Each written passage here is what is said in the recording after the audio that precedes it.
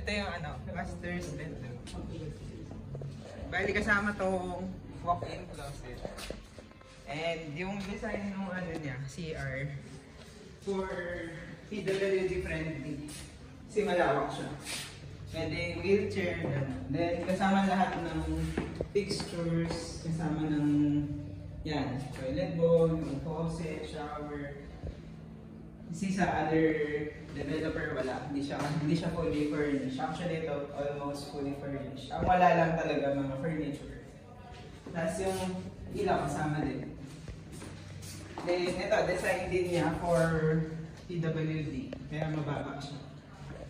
Tapos yung aircon kasama din pag i-chase yung unit. Ano siya, VRF technology. Tapos yung glass namin, yun, double low E siya na glass. Bali pag may sunlight, yung init sa labas, hindi siya papasok. Then yung cold air sa loob, hindi rin siya magdi-disperse palabas. Kaya mas energy efficient siya. Yun. Tapos yung mga lights yan, kasama lahat. Except yung spot. Ayun. Tapos ito na rin yung pinaka-flooring. Tapos ito,